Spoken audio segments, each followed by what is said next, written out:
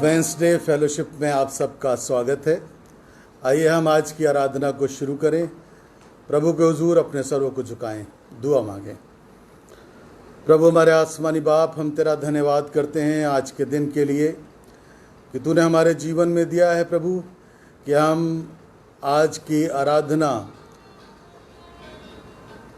तेरी नज़दीकी में होके कर सकें। और प्रभु आज की ऑनलाइन आराधना को हम तेरे सामर्थी हाथ में देते हैं। गीतों का गाया जाना, वचन का पढ़ा जाना, जो कुछ आज मनन चिंतन करते हैं वो सब कुछ तुझे पसंद आए। तेरे मीठे पवित्र नाम में होकर मांगते हैं, आमीन। हम सब मिलकर प्रभु की स्तुति में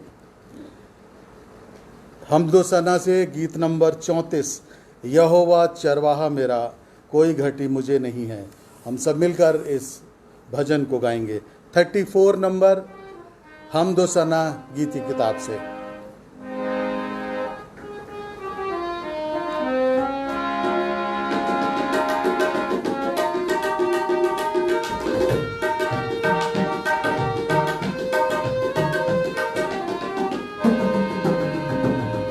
यहोवा चरवाहा मेरा,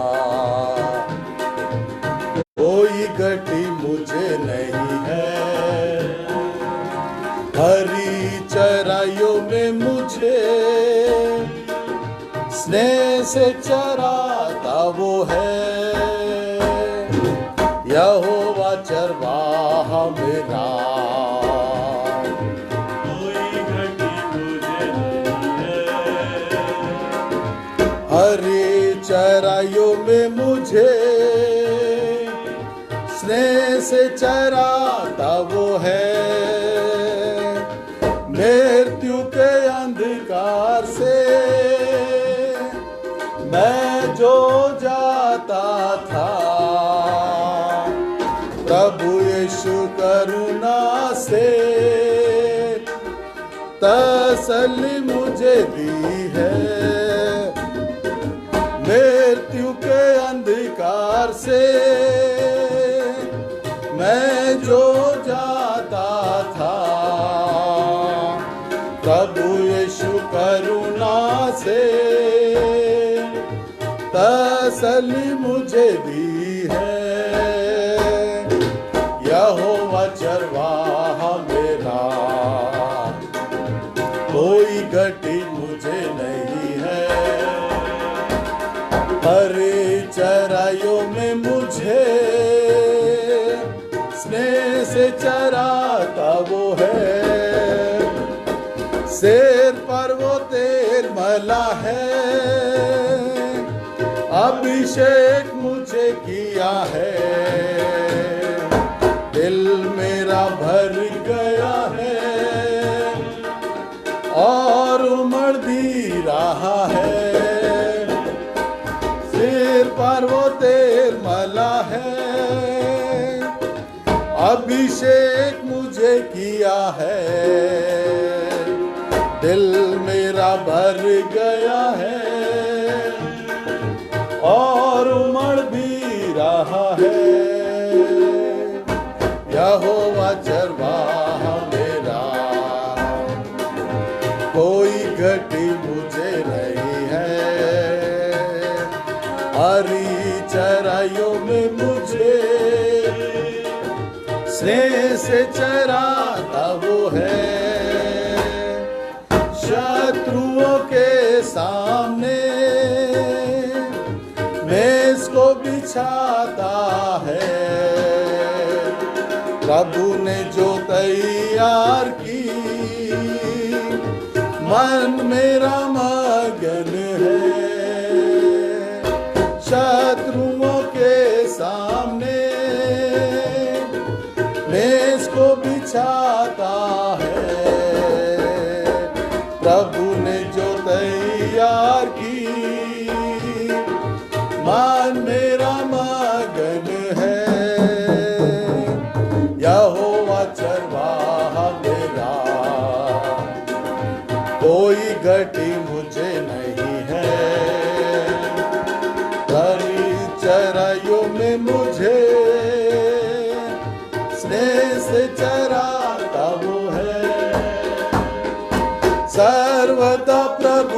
घर में करूँगा निवास जहाँ मैं, करुणा भलाई उसकी आनंदित मुझे करती है। सर्वदा प्रभु के घर में करूँगा निवास जहाँ मैं, करुणा भलाई उसकी आनंदित मुझे करती है।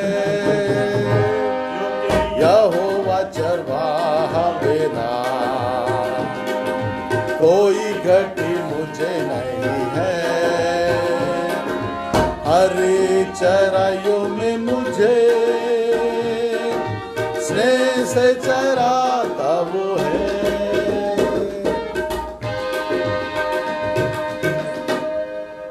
एक और गीत हम सब मिलकर गाएंगे। आज का दिन यहोवा ने बनाया है, हम इसमें आनंदित हों। 46 नंबर गीत हमदोसना की किताब से।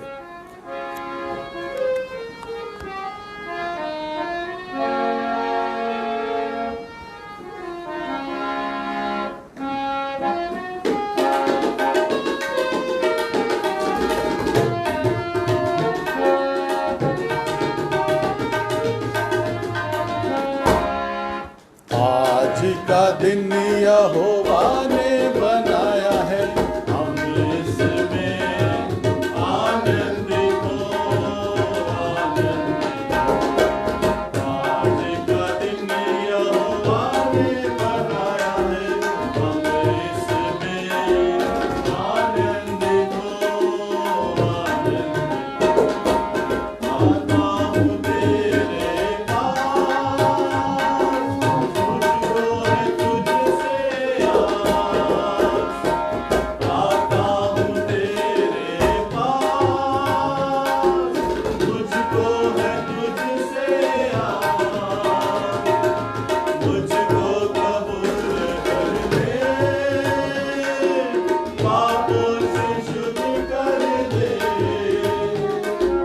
मुझको कबूल कर ले, पापों से शुद्ध कर दे। आज का दिन यहोवा ने बनाया है, हम इसमें आनंदित हो, आनंदित हो। आज का दिन यहोवा ने बनाया है, हम इसमें आनंदित हो, आनंदित। प्रभु को महिमा मिले, चाहे हो मेरा अपमान। प्रभु को महिमा मिले, चाहे हो मेरा अपमान। वो बड़े बैगटू रहे इसी का ध्यान। वो बड़े बैगटू रहे इसी का ध्यान। आज का दिन यहोवा ने बनाया है, हम इसमें आनंदित हो, आनंदित। आज का दिन यहोवा ने बनाया है, हम इसमें आनंदित हो। स्तुति प्रशंसा करे, क्यों ना कुछ होता रहे। स्तुति प्रशंसा करे, क्यों ना कुछ होता रहे। उसको हम भाते रहे, चाहे जहाँ भी रहे। उसको हम भाते रहे, चाहे जहाँ भी रहे। आज का दिन यहोवा ने बनाया है, हम इसमें आनंदित हो, आनंदित हो।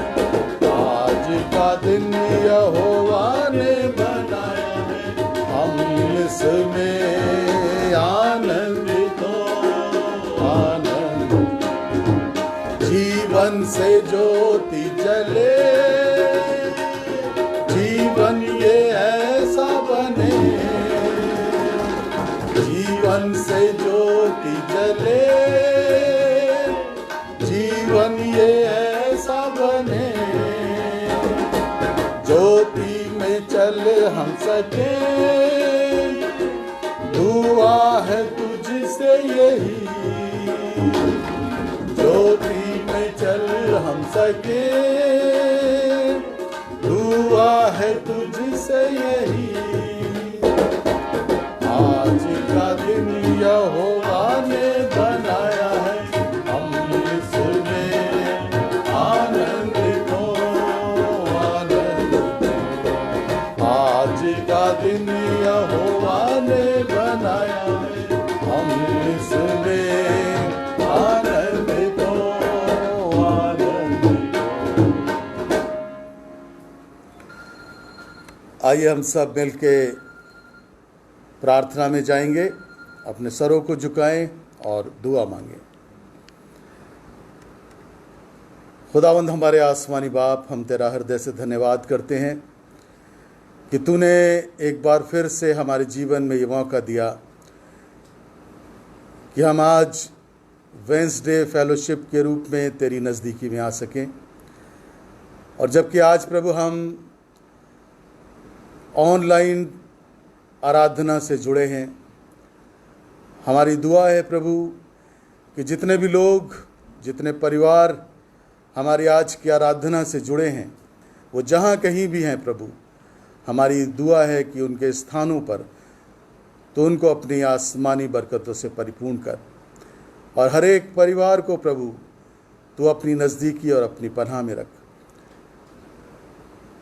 हम तुझे धन्यवाद की भेंट अर्पित करना चाहते हैं कि तूने गुजरे समय में हम में से हर एक को संभाला, हर परेशानी, मुसीबत, दुख, तकलीफ से बचा के अपनी पनाह में रखा, जीवन दिया, वो तमाम बरकतें दी जिनकी हमें ज़रूरत थी। हम हर बात के लिए प्रभु हम तेरा धन्यवाद करते हैं, क्योंकि तू धन्यवाद, आदर और महिमा के योग्य है। हम तुझसे दुआ करते हैं प्रभु, ख़ास तौर से जब हम इस दौर से होके गुज़र रहे हैं और ये वायरस वो दिन ब दिन बढ़ता चला जा रहा है और बहुत से इसके पेशेंट सामने आ रहे हैं प्रभु, हमारी दुआ है कि प्रभु तू हर एक व्यक्ति को जो इससे संक्रमित है, इन्फेक्टेड है, उसे प्रभु तू अपनी शिफा इनायत कर। जितने भी लोग प्रभु हॉस्पिटलाइज्ड हैं, हम उनके लिए भी दुआ करते हैं कि अपनी शिफा के हाथ को उनके ऊपर भी बड़ा शिफा इनायत कर। हम प्रभु उनके लिए भी दुआ करते हैं जो इस समय में बड़ी सेवा को अंजाम दे रहे हैं। हॉस्पिटल के कर्मचारी हैं प्रभु, उसमें डॉक्टर्स हैं, नर्सेज हैं, टेक्नीशियंस हैं, सफाई कर्मचारी हैं, वार्ड बॉयज़, आयाज हैं प्रभु। हम हर एक के लिए दुआ करते हैं कि ऐसे समय में तेरी सुरक्षा प्रभु हर एक को मिले, कि इस बड़ी सेवा को प्रभु तेरी सुरक्षा में रहते हुए वो अंजाम दे सकें। हम दुआ करते हैं प्रभु पुलिस प्रशासन के लिए, सारे पुलिसकर्मियों के लिए जो इस समय में इस बड़े काम में लगे हैं और इस ड्यूटी के दौरान जिन्हें इसका इन्फेक्शन भी हो जा रहा है प्रभु, हमारी दुआ है कि तेरी सुरक्षा प्रभु ने भी प्रदान हो। और यही दुआ करते हैं प्रभु, जल्द से जल्द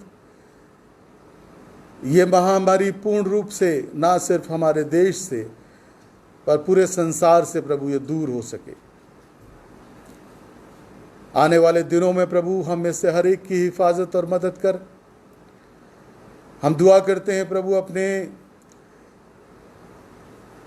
कलीसिया के हर एक खानदान के लिए, तो हर एक पर अपनी बरकत का हाथ रख और ऐसे समय में प्रभु हर एक को अपनी सुरक्षा प्रदान कर।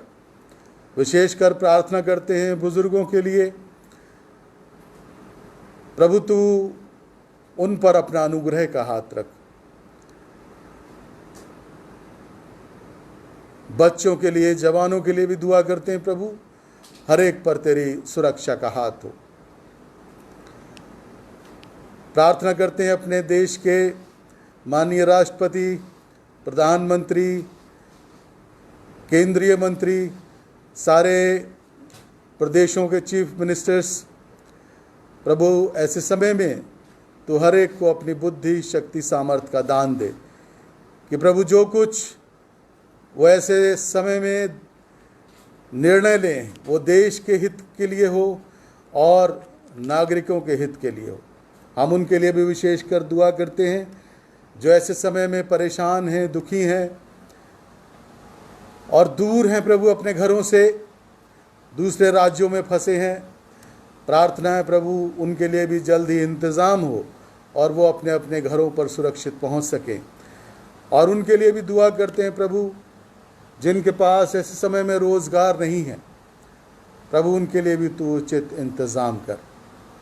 तेरी सुरक्षा का हाथ, तेरा अनुग्रह का हाथ प्रभु तेरे हर एक बंदे पर और बंदियों पर हो। हम प्रार्थना करते हैं प्रभु खास तौर से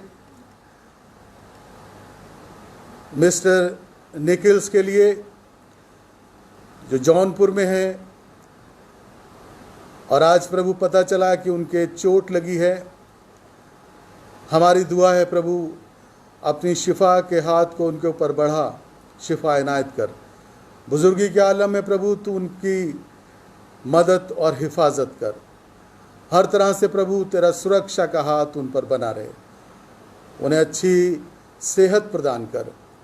और इन दिनों में ख़ास तौर से प्रभु तेरा अनुग्रह का हाथ मिस्टर मिसेस निकल्स पर हो। हम इसी तरह से प्रार्थना करते हैं डॉली राय के लिए, प्रभु जो बीमार है। हमारी दुआ है प्रभु अपनी उस बेटी पर भी तेरा अनुग्रह का हाथ हो, शिफा का हाथ हो, सामर्थ का हाथ हो। इसी तरह से प्रभु हम प्रार्थना करते हैं ज्योति चंद के लिए भी, प्रभु तू उन पर भी अपने शिफा का हाथ रख और पूर्ण रूप से प्रभु उन्हें चंगाई दे कि वो चंगाई को हासिल करें तो वो और उनका परिवार प्रभु तुझको धन्यवाद की भेंट अर्पित करने पाए। प्रभु हम प्रार्थना करते हैं तेरे दास राजा के लिए प्रभु जो मुरादाबाद कॉन्फ्रेंस में पास्टर हैं, उनकी तबीयत ठीक नहीं है। प्रभु हमारी दुआ है अपनी शिफा के हाथ को उन पर भी बढ़ा और शिफा इनायत कर। और भी प्रभु जो बीमार हैं हम उनके लिए भी दुआ करते हैं प्रभु, तो अपनी शिफा उन्हें इनायत कर।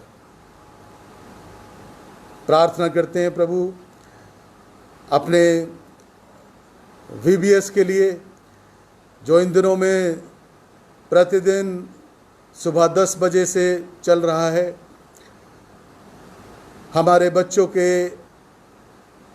आत्मिक उत्थान के लिए प्रभु हमारी दुआ है कि ज़्यादा से ज़्यादा बच्चे उसको देखें और उनके जीवनों में बदलाव आ सके।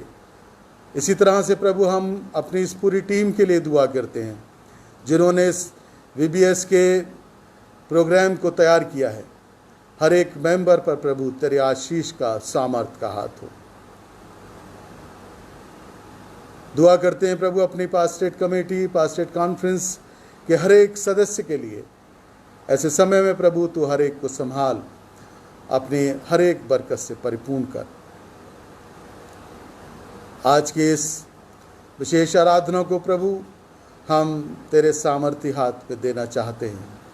गीतों का गाया जाना, वचन का पढ़ा जाना, वो सब प्रभु तुझे ग्रहण योग हो। विशेषकर प्रभु तेरे दास पादरी प्रमोद नंदा के लिए दुआ करते हैं, जबकि आज उनके द्वारा परमेश्वर का वचन हम सब के साथ बांटा जाएगा। हमारी दुआ है प्रभु, तो अपने दास को अपनी आत्मा का अभिषेक दे। जो वचन प्रभु उनके द्वारा शेयर किया जाता है, उसे सुन के बहुत से लोग आशीषित हो सके। हर एक को प्रभु अपनी सामर्थ्य से और अपने अनुग्रह से परिपूर्ण कर। सारा आदर और महिमा हम तुझे देते हैं और इस प्रार्थना को बड़ी दीनता नम्रता के साथ अपने उद्धारकर्ता प्रभु यीशु क्रिस्ट के नाम में होकर मांगते हैं, आमीन। ऐ हमारे बाप जो आसमान पर है, तेरा नाम पाक माना जाए, तेरी बादशाहत आवे, तेरी मर्जी से आसमान पे पूरी होती ज़मीन पर भी हो। जिस तरह से हम अपने कसूरों को माफ़ करते हैं, कसूरों को माफ़ कर, मैं आजमाइश में न पड़े दे, कि बुराई से बचा। बादशाहत, कुदरत और जलाल हमेशा तेरे, आमीन। इससे पहले कि हम आज के वचन को पादरी नंदा साहब के द्वारा सुने, आइए हम एक और गीत में शरीक होंगे। 71 नंबर, हर दिन नई आशा का संदेश सुनाता है, हर पल जो गुजर जाता वापस नहीं आता है। और जब हम इस गीत को गाते हैं तो हम आज के दान को प्रभु को अर्पित करेंगे। 71 नंबर।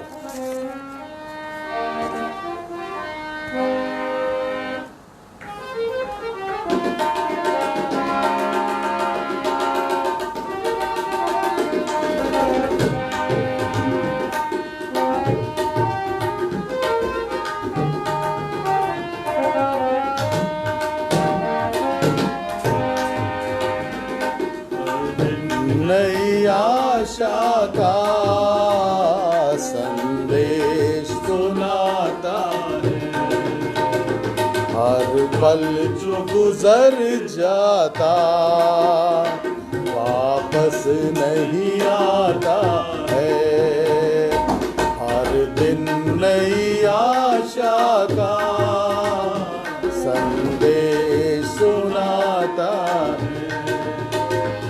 दुनिया में तसल्ली तो मिलती है उसी दिल को, दुनिया में तसल्ली तो मिलती है उसी दिल को, मिलती है उसी दिल को। जो गीत मसीहा के रोज ही गाता है, जो गीत मसीहा के हर रोज ही गाता है। हर पल जो गुजर जाता वापस नहीं आता है।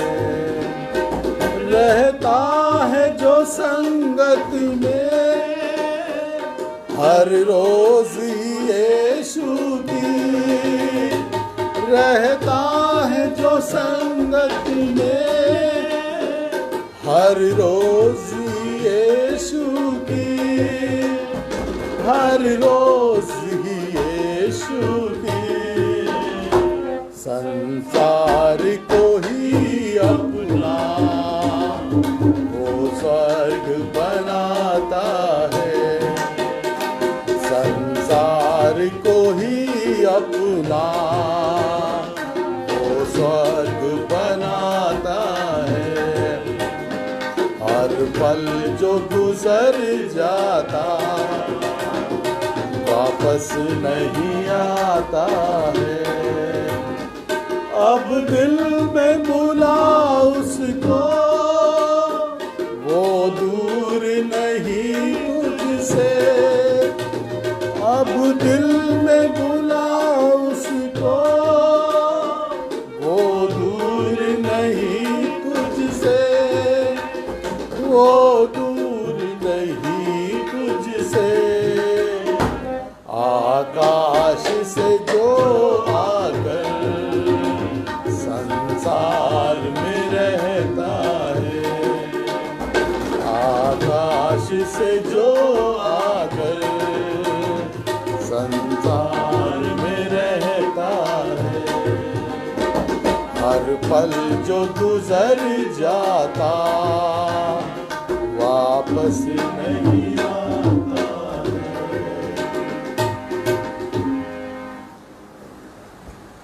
VBS हमारा बहुत अच्छी तरह से चल रहा है और हमें उम्मीद है कि बहुत से लोग उसे देख रहे हैं और शेयर भी कर रहे हैं। और मुझे ये भी सुन के खुशी हुई है कि बच्चों के साथ साथ हमारे बड़े लोग भी हमारा VBS देख रहे हैं। बच्चों को सुबह 10 बजे ज़रूर इसके लिए तैयार कर दें और आप लोग VBS को देखें और उसे शेयर करें। हमारी इबादत ऑनलाइन शाम को 6 बजे होगी। संडे वर्शिप सर्विस भी हमारी शाम को 6 बजे होगी और आने वाले इतवार को VBS की टीम के द्वारा ही हमारी वर्शिप सर्विस कंडक्ट की जाएगी। जैसा हम सब लोग जानते हैं कि पिछले सालों में VBS के बाद जो संडे पड़ता था उसे VBS की टीम चलाया करती थी, तो इस बार भी हमारे VBS की टीम हमारे संडे वर्शिप सर्विस को कंडक्ट करेगी। तो आप लोग दुआ करते रहें और हमारे प्रोग्राम को इसी तरह से देखते रहें, शेयर करते रहें। Thank you very much. हम लोग प्रार्थना करेंगे। प्रभु हमारे आसमानी बाप, हम तेरा धन्यवाद करते हैं कि तूने हमें हर एक बरकत से परिपूर्ण किया है। वैसे तो हम किसी लायक नहीं हैं कि तुझे कुछ दें, पर जो कुछ तूने आशीष स्वरूप हमें दिया है उसी में से नजराना तेरे बेटे और बेटियों ने तुझे दिया है कि तेरी सेवा में इस्तेमाल किया जाए। प्रभु देने वालों को बहुतायत से दे। तेरे मीठे पवित्र नाम में होकर मांगते हैं, आमीन। अब मौका होगा कि हम आज का संदेश पादरी प्रमोद नंदा साहब के द्वारा सुनेंगे।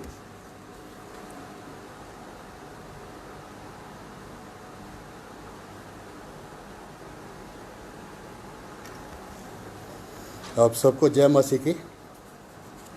मेरे साथ पढ़ने के लिए निकाल लीजिए लूका रचित सुसमाचार और उसके 1 पद से 7 पद तक। लूका रचित सुसमाचार उसका 15वां अध्याय और उसके 1 पद से 7 पद तक। यहाँ लिखा है, सब चुंगी लेने वाले और पापी उसके पास आया करते थे ताकि उसकी सुने, और फरीसी और शास्त्री कुड़कुड़ाकर कहने लगे कि ये तो पापियों से मिलता है और उनके साथ खाता भी है। तब उसने उनसे ये दृष्टांत कहा, तुम में से कौन है जिसकी 100 भेड़ें हो और उनमें से एक खो जाए तो 99 को जंगल में छोड़कर उस खोई हुई को जब तक मिल न जाए खोजता ना रहे, और जब मिल जाती है तब वो बड़े आनंद से उसे कंधे पर उठा लेता है और घर में आकर मित्रों और पड़ोसियों को इकट्ठे करके कहता है, मेरे साथ आनंद करो क्योंकि मेरी खोई हुई भेड़ मिल गई है। मैं तुमसे कहता हूँ कि इसी रीति से एक मन फिराने वाले पापी के विषय में भी स्वर्ग में इतना ही आनंद होगा जितना कि 99 ऐसे धर्मियों के विषय नहीं होता जिन्हें मन फिराने की आवश्यकता नहीं है। परमेश्वर अपने पवित्र वचन के पढ़े सुने जाने पर अपनी आशीष देवे, आमीन। आइए, इससे पहले कि हम परमेश्वर के वचन पर ध्यान करें, अपने सरों को अपने परमेश्वर के सम्मुख झुकाएं और प्रार्थना मांगें। दयालु और प्रेमी पिता परमेश्वर, हम तेरे बेटे और बेटियां बड़ी दीनता और नम्रता के साथ तेरे चरणों में आए हैं। एहसास करते हैं कि हम जबकि इस ऑनलाइन आराधना में सम्मिलित हैं, तू हम में से हर एक के साथ है और तूने हमें तैयारी बख्शी है कि खुदावन हम इस आराधना में सच्चे मन के साथ तुझसे जुड़ें और तेरी स्तुति कर सकें। इस समय भी प्रभु तू हमारी अगुवाई कर कि आज के दिन की इस सुहानी शाम में हम अपने जीवनों को तेरे चरणों में रख सकें और अपने गुनाहों को तेरे सामने मान सकें। हम दुआ मांगते हैं खुदावंद डॉक्टर रुचिका डिल्लू के हस्बैंड के लिए, जिनकी तबीयत ठीक नहीं है। प्रभु, हमसे बेहतर तू जानता है कि उनको क्या तकलीफ़ है, क्योंकि प्रभु वो भी एक डॉक्टर हैं। हमारी प्रार्थना है अपनी सामर्थ, अपनी शक्ति और अपनी चंगाई से उन्हें भरपूर कर, कि अपने जीवन के द्वारा वो हर पल अपनी सेवाओं के द्वारा तेरी महिमा कर सके। तो उनकी सुरक्षा कर और उनको अगुवाई में, अपनी अगुवाई में रखते हुए प्रभु अपने सेवा के लिए बहुतायत से इस्तेमाल कर। आज के इस वचन पर प्रभु तू अपनी आशीष भरा हाथ रखना, कि ये वचन हर एक जीवन के लिए लाभदायक हो सके, और अपने दास को अपने सामर्थ्य हाथों में ले। मेरे अपवित्र होठों को छूकर पवित्र कर, कि जो वचन तेरे द्वारा तेरे दास में होकर तेरे लोगों तक पहुंचता है, प्रभु हर एक के लिए आशीषों का कारण बन सके। और ये सब कुछ हम अपने उद्धारकर्ता और तेरे इकलौते पुत्र प्रभु यीशु के नाम से मांगते हैं, सुनो ग्रहण कर, आमीन। प्रियो, ये समय जो आज चल रहा है बहुत ही कष्टदायक है। जगह जगह त्राही त्राही मची हुई है। ये वायरस जिसे हम कोविड-19 के नाम से जानते हैं,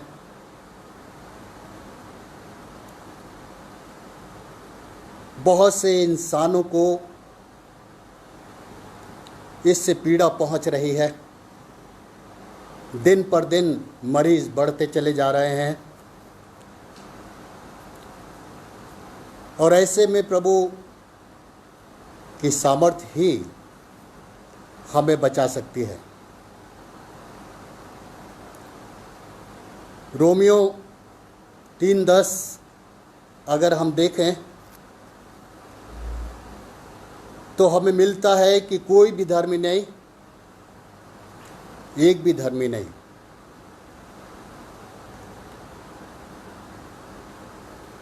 और रोमियो 3:23 देखें तो वहाँ लिखा हुआ है कि सब ने पाप किया और अब परमेश्वर के अनुग्रह से वंचित हैं। परमेश्वर का अनुग्रह, उसकी सामर्थ, उसकी पवित्रता उन जीवनों को मिलती है जो पूर्ण रूप से अपने आप को परमेश्वर को समर्पित करते हैं। क्योंकि बाइबल के अनुसार हर व्यक्ति पापी है। कोई ये नहीं कह सकता कि मैं पापी नहीं या अधर्मी नहीं। यदि कोई ऐसा कहता है तो वो खुद को झुटलाता है और उसका फल उसे भोगना पड़ता है। पाप एक ऐसा इंसान के जीवन से होने वाला सत्य है जिसके द्वारा इंसान सदा ही पीड़ित रहा है, सदा ही उसके एवज में इंसान को दुखों का सामना करना पड़ा है। लेकिन ये है क्या? ये पाप क्या है? What is sin? यदि हम sin के विषय में देखें तो किसी ने कहा है कि S for slip, I for in और N for nudity। आदम और हवा ने परमेश्वर की आज्ञा का उल्लंघन करके अपने आप को उस नंगेपन में पाया जिसके कारण वो अपने आप को छिपा रहे थे। और वचन के अनुसार परमेश्वर जो दिन के ठंडे समय में आदम और हवा से मिलने आता था, सब कुछ जानता था, क्योंकि हमारा परमेश्वर सर्वज्ञानी परमेश्वर है, सर्वव्यापी परमेश्वर है। उससे कुछ भी छिपा नहीं। वो प्रत्येक जीवन की ओर निहारता रहता है, प्रत्येक स्थान पर उसकी उपस्थिति होती है। और जब वो आदम और हव्वा से मिलकर बातचीत करने आया तो उसने जान के उससे कहा कि आदम, आदम तू कहाँ है, ताकि वो जान सके, आदम जान सके इस बात को कि जो उसने किया है वो गलत है। और वो कहता है कि हे परमेश्वर, मैं यहाँ झाड़ियों में छिपा हुआ हूँ। उसने कहा क्यों? क्योंकि मैं नंगा हूँ। परमेश्वर ने उससे कहा कि क्या तूने वाटिका के बीच में पाए जाने वाले वृक्ष के फल को खा लिया? एक पाप को छिपाने के लिए आदम ने दूसरा पाप बोला, दूसरा पाप किया। हे परमेश्वर, जिस स्त्री को तूने मेरे साथ रहने के लिए बनाया उसने मुझे खिलाया। एक दूसरे पर दोषारोपण, दोष लगाना भी एक पाप है, क्योंकि प्रभु का वचन हमसे कहता है कि दोष मत लगाओ ताकि तुम पर भी दोष न लगाया जाए। लेकिन हम हर पल किसी न किसी बात के लिए झूठ बोलते रहते हैं, किसी न किसी तरह से पाप की दलदल में फंसते चले जाते हैं, किसी न किसी तरह से हम अपने विनाश का मार्ग तैयार करते चले जाते हैं। और यही स्थिति थी सदोम और अमोरा की।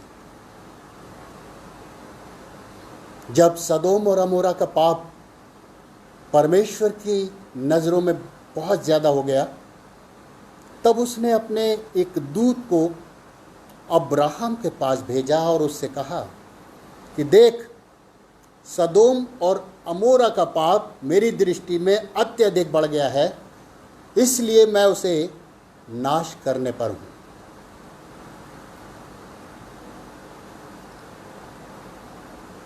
अब्राहम ने उससे कहा कि हे परमेश्वर, यदि वहाँ 50 धर्मी हो तो क्या तू तब भी उसे नाश करेगा? उसने कहा नहीं,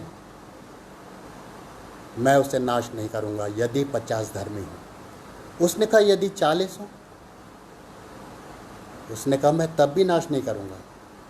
संख्या घटती चली गई और अंतिम संख्या जो आई वो आई 10 की। उसने कहा यदि वहाँ 10 हो तो क्या तू तब भी नाश करेगा? उसने कहा मैं तब भी नाश नहीं करूँगा। लेकिन वहाँ 10 लोग भी ऐसे नहीं थे जो परमेश्वर के भय में रहते हों, जो परमेश्वर की आज्ञाओं का पालन करते हों, जो परमेश्वर के सामने अपने जीवन को स्वच्छ और साफ सुथरा रखते हों। और इसका परिणाम हुआ कि परमेश्वर ने उस स्थान को आग और गंधक से नाश कर दिया। मैं तो इस चर्च के संस्थापक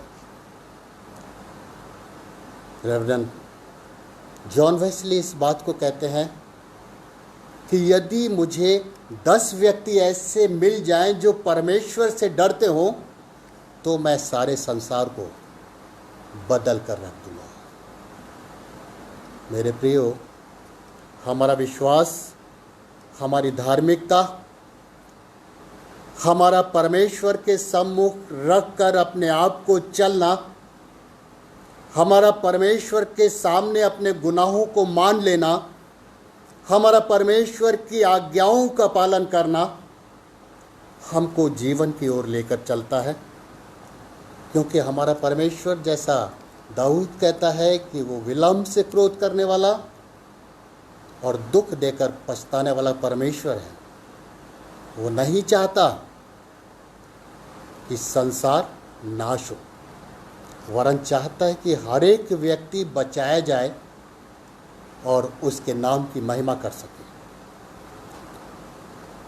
नीनवे शहर के पाप जब परमेश्वर की दृष्टि में बढ़े तो उसने अपने दास योना को वहाँ भेजने की तैयारी की और उससे कहा कि नीनवे को जा और उनसे कहना कि अब से 40 दिन बाद यहोवा परमेश्वर इस शहर को, इस नगर को नाश कर देगा, क्योंकि इसके पाप मेरी दृष्टि में अत्यधिक बढ़ चुके हैं।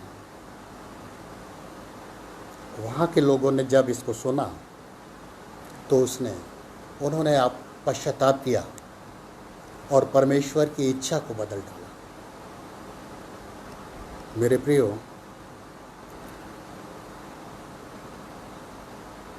परमेश्वर का वचन हमें बार बार चिताता है, बार बार हमें ये बताता है कि हम जो कर रहे हैं उन मार्गों से फिरकर हम सत्य के मार्ग की ओर अपने कदमों को बढ़ाएं। और सत्य का मार्ग क्या है? जैसा यूहन्ना रचित सुसमाचार बताता है कि प्रभु यीशु मसीह स्वयं कहता है कि मार्ग, सत्य और जीवन मैं ही हूँ, बिना मेरे कोई स्वर्गीय राज्य में प्रवेश नहीं कर सकता, क्योंकि मैं ही द्वार हूँ और मैं ही मार्ग हूँ। अपने आप को उस प्रभु के सम्मुख जब हम ले आते हैं तो वो अपना अनुग्रह हम पर करता है, हम पर अपनी दया करता है, हमको हमारे पापों से बचाता है, हमको हमारे उन तमाम पीड़ाओं को दूर करता है हमारी, जो हमारे जीवन में पाई जाती है। यदि हम लूका रचित सुसमाचार और उसका 7वां अध्याय और 1 से 10 पद अगर हम पढ़ें तो वहाँ हम एक ऐसे व्यक्ति का वर्णन पाते हैं जो खुद में धनवान है, जो उच्च पद पर आसीन है, जो सूबेदार है रोमियों की सेना का। और जब उसके घर में परेशानी आई, उसकी बेटी बीमार पड़ी और मरने पर थी, तब उसने अपने दासों को ये कहकर प्रभु यीशु के पास भेजा कि जाकर उससे कह देना कि यदि वो अपने मुख से कह दे तो मेरी बेटी चंगी हो जाएगी। इतना विश्वास उस व्यक्ति में पाया जाता था। वो अपने जीवन को प्रभु यीशु के सामने खोल कर रखना चाहता था और अंगीकार कर रहा था कि हे प्रभु, मैं इस योग्य नहीं कि तू मेरी छत के तले आ सके, क्योंकि मैं पापी मनुष्य हूँ। तू अगर अपने मुख से ही कह दे तो मेरी बेटी चंगी हो जाएगी। और उसके विश्वास के अनुसार प्रभु ने उसके साथ किया, उसकी बेटी को चंगाई दी, उस पर अपनी दया की और उसके विश्वास को और अधिक दृढ़ किया, ताकि वो प्रभु में दिन प्रतिदिन बल्कि हर एक पल बढ़ता चला जाए। यूहन्ना बपतिस्मा दाता ने भी इसी बात का प्रचार किया। मत्ती रचित सुसमाचार और उसके 3 अध्याय के 2 पद में वो कहता है कि मन फिराओ, क्योंकि स्वर्ग का राज निकट आ गया है। हम उस स्वर्गीय राज्य के फॉलोअर हैं जो प्रभु यीशु मसीह है। हम उस स्वर्गीय राज्य को जानते हैं उसके वचन के द्वारा, हम उसके नाम में पाए जाते हैं। लेकिन क्या हम अपने पापों से, अपने गलतियों से, अपने अपराधों से, अपने गुनाहों से उस प्रभु को बार बार क्रोध तो नहीं दिला रहे हैं? क्या हम अपने पापों को उसके सामने रख रहे हैं? क्या हम अपने गुनाहों का इकरार उसके सामने कर रहे हैं? क्योंकि प्रभु यीशु मसीह कहता है, जो अपने गुनाहों को मान लेता है मैं उसको माफ़ करता हूँ। मेरे अजीज़ों, ये समय बड़ा नाजुक है और इस समय में इस वायरस ने सारी इंसानियत को और सारी मानव जाति को दुखी कर रखा है। हर एक पीड़ित है। बहुत से लोगों की निगाहें उसकी ओर लगी हुई हैं। जो बहुत से लोग सड़कों पर आकर घुटनों के बल उससे प्रार्थना कर रहे हैं कि हे प्रभु, हमारे पापों को क्षमा कर दे कि हम बचाए जा सकें। निनवे वासियों ने अपने पापों की क्षमा उस प्रभु के सामने की। वहाँ के राजा ने जब ये सुना तो उसने अपने राजसी वस्त्रों को उतार दिया और अपने शरीर पर राख मली और टाट को ओढ़ा और ये ढिंढोरा पिटवाया कि जब तक परमेश्वर क्षमा ना कर दे तब तक ना तो कोई मनुष्य और ना कोई पशु भोजन करेगा, बल्कि हर एक अपने पापों के लिए पश्चाताप करेगा। और परमेश्वर ने अपनी इच्छा को बदल डाला। परमेश्वर ने उनको बचा लिया। क्यों? क्योंकि उन्होंने अपने परमेश्वर के सामने अपने जीवन के किए हुए उन पापों के प्रति पश्चाताप किया। आज इस समय में भी जबकि एक बड़ी मुसीबत हमारे बीच में पाई जाती है, ये समय जिसमें हम विनाश की ओर बढ़ते चले जा रहे हैं। कितने लोग इस कोरोना वायरस की वजह से इस संसार से चले गए, कितने लोग इससे संक्रमित हैं, कितने लोगों को ये कोरोना वायरस पीड़ित कर रहा है। मेरे अजीजों, इस समय में हम अपनी निगाहें अपने परमेश्वर की ओर लगाएं। भजन संहिता 121 में लिखा है, मैं अपनी आंखें पर्वतों की ओर लगाऊंगा, मुझे सहायता कहाँ से मिलेगी? मुझे सहायता यहोवा की ओर से मिलती है, क्योंकि वही मेरा रक्षक है, वही मेरा संभालने वाला है। आज ज़रूरत है अपने पापों को उसके सामने रख के अपने जीवन को उसको समर्पित कर देने की। लूका 7:36 से 39 में अगर हम पढ़ें तो एक फरीसी ने प्रभु यीशु मसीह को अपने घर पर इसलिए बुलाया कि वो उसके घर में आकर उसके साथ भोजन करे। और जब वो भोजन करने बैठा उस समय वहाँ एक स्त्री आई और उस स्त्री ने प्रभु यीशु के चरणों को अपने आंसुओं से धोया, अपने बालों से पोंछा। बाल जो स्त्री की जीनत समझे जाते हैं, उसका सम्मान समझे जाते हैं, लेकिन प्रभु के सामने अपने आप को लाते हुए उसने उन बालों की भी, उस जीनत की भी, उस सम्मान की भी, उस इज्जत की भी परवाह न करते हुए अपने पश्चाताप के साथ रोते हुए उसके पैरों को अपने बालों से पोंछा। और लिखा हुआ है कि उसने उसके ऊपर अपने इत्र को डाल दिया।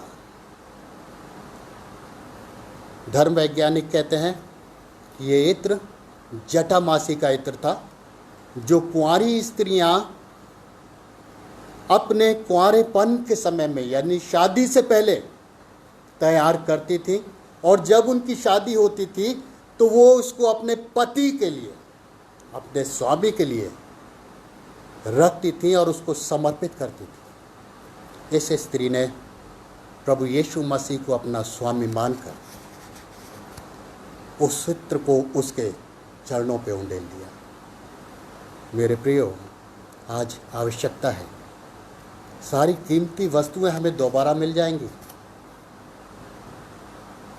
लेकिन अगर हम परमेश्वर से दूरी में रहते हुए अपने जीवन और अपनी आत्मा को नष्ट कर देंगे तो हम दोबारा उस पवित्रता को नहीं पा सकते जिस रूप में परमेश्वर ने हमारी रचना की। मिट्टी के पुतले को उठाकर उसने उसके नथनों में अपना श्वास फूका अपना स्वभाव उसमें डाला, अपना अंश उसमें डाला और उसको एक जीवित प्राणी बना दिया।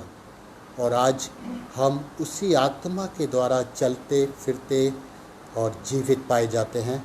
इस जीवन को ना खोएं, उस आत्मा को दूषित ना होने दें, बल्कि अपने जीवन को इस स्त्री की तरह उसको समर्पित कर दें, ताकि हम बचाए जा सकें। एक और उदाहरण है लूका 21 और उसके 1 से 4 पद में। 2 व्यक्ति परमेश्वर के भवन में भेंट चढ़ाने आए। एक धर्मी था और दूसरी एक स्त्री थी जो विधवा थी।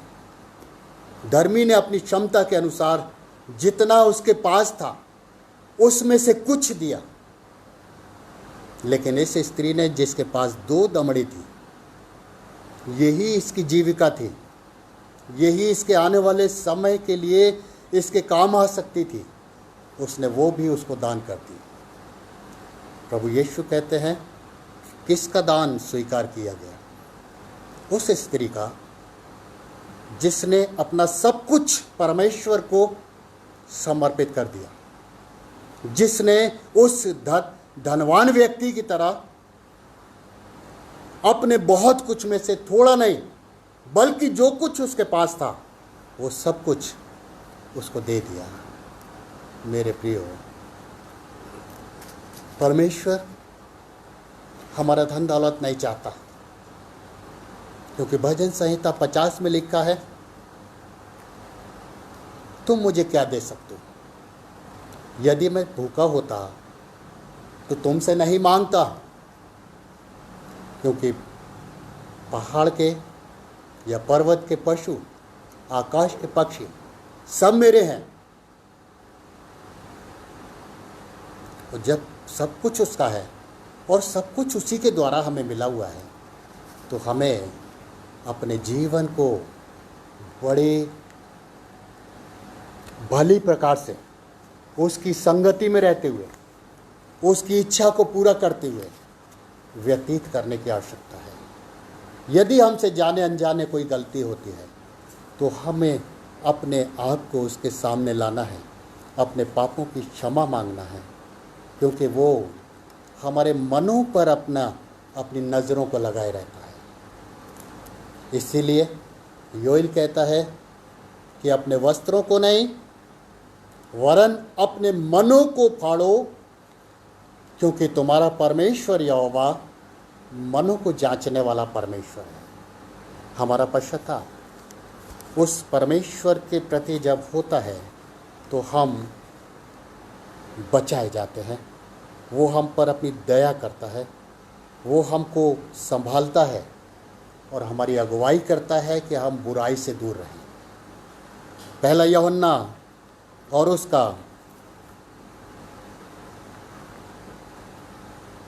पहला अध्याय और 9वां पद यदि हम पढ़ें तो वहाँ लिखा हुआ है, यदि हम अपने पापों को मान लें तो वो हमारे पापों को क्षमा करने और हमें सब अधर्म से शुद्ध करने में विश्वास योग्य और धर्मी है। क्योंकि प्रभु परमेश्वर ने अपने इकलौते पुत्र को इस संसार में इसीलिए भेजा कि पापी बचाए जाए।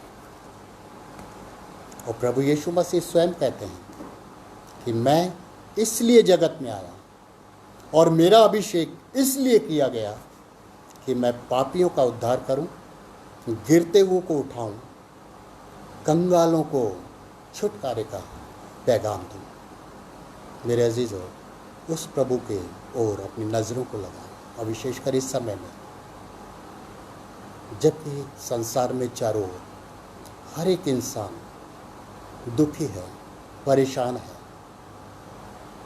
ऐसे में अगर हमें कोई बचा सकता है तो सिर्फ परमेश्वर,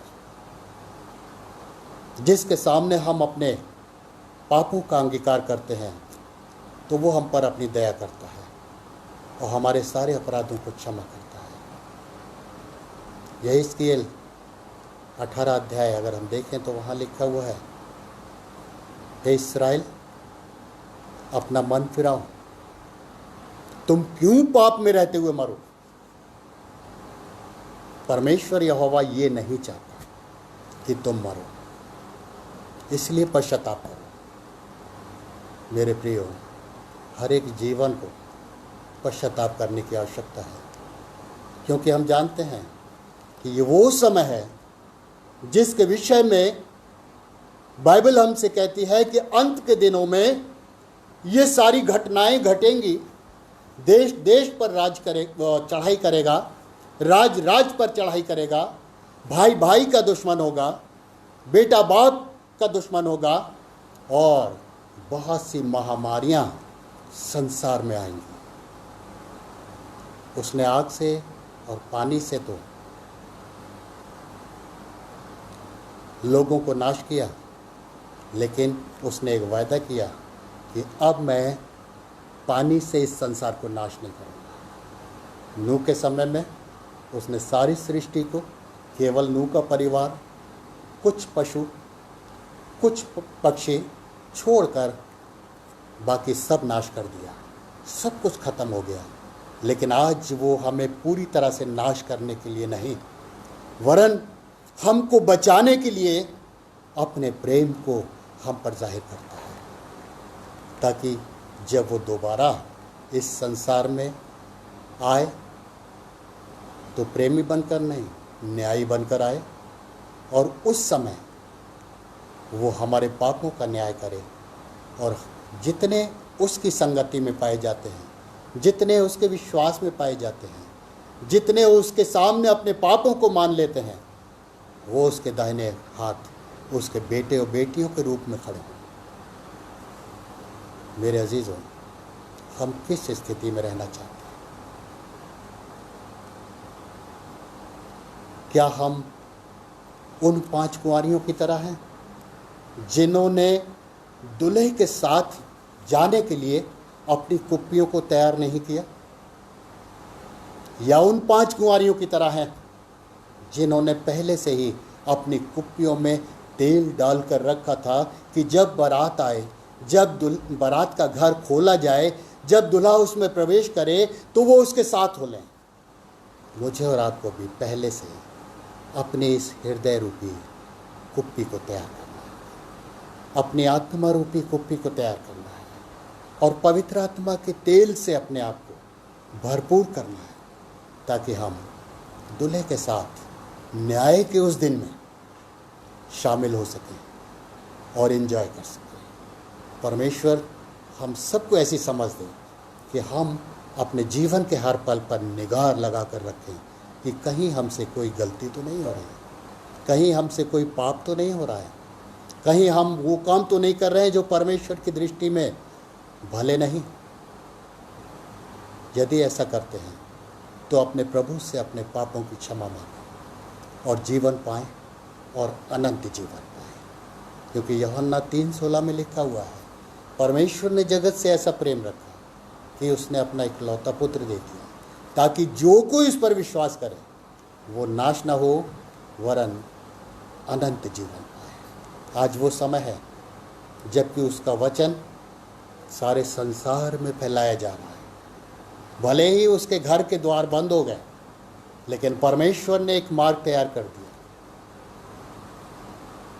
कि ऑनलाइन आराधना होने से बहुत से ऐसे लोग भी इस वचन को पा रहे हैं जो अभी तक इस वचन से अनभिज्ञ थे, ताकि वो भी बचाए जा सके, वो भी प्रभु पर विश्वास करें, वो भी अपने जीवनों का पश्चाताप करें, वो भी उस भेड़शाला में शामिल हो सके जिसका वादा प्रभु ने किया है।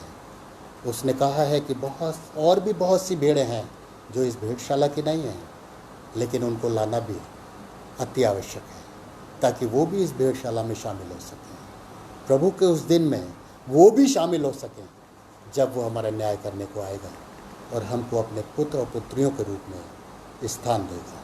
परमेश्वर आप सबको अपनी सामर्थ, अपनी शक्ति, अपने बल और अपनी आशीषों से परिपूर्ण करे। अपनी अगुवाई आपको देता रहे कि उसके बताए हुए मार्गों पर चलकर उसकी इच्छा को पूरा करें और उससे आशीषित हो सकें। आमीन। आइए हम दुआ मांगें। सर्व सामर्थी दयालु पिता, सामर्थ का सोता केवल तू ही है। तेरी दया, तेरा अनुग्रह हमारे लिए पर्याप्त है। जब हम विश्वास के साथ तेरे चरणों में आते हैं प्रभु, तू हमारे जीवनों पर दया करता है। जब हम विश्वास के साथ अपने पापों का पश्चाताप करते हैं तब तू हमारे लिए वो मार्ग तैयार करता है जिस पर चलकर हम अनंत जीवन को पा सकें। तू हमारे मनों को तैयार कर, हमारे जीवनों को तैयार कर कि प्रभु हम बचाए जा सकें और न सिर्फ खुद बचें बल्कि दूसरों के लिए भी प्रार्थना करें और उनके बचाव का मार्ग भी तैयार कर सकें। परमेश्वर, हम सबको तू अपनी सामर्थ से भरपूर कर, हमारी अगुवाई कर। और इस विनती को हम उद्धारकर्ता प्रभु यीशु के नाम से मांगते हैं, सुन और ग्रहण कर। आमीन।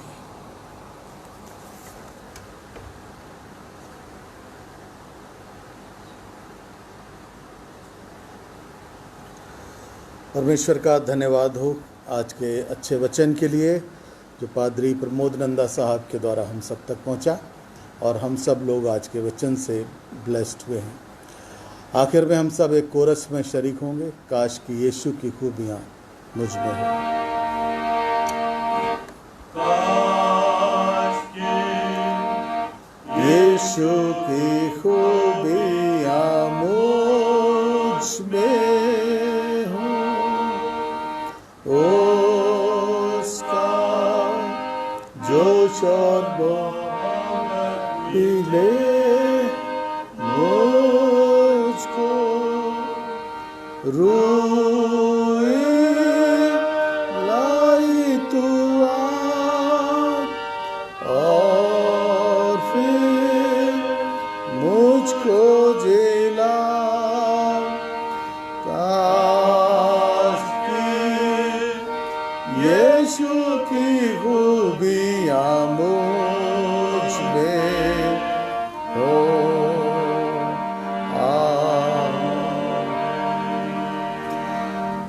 और अब हमारे प्रभु यीशु क्रिस्ट का अनुग्रह, परमेश्वर पिता का प्रेम, पवित्र आत्मा की सहभागिता हम में से प्रत्येक जन के साथ अब से अब तक होती रहे। आमीन।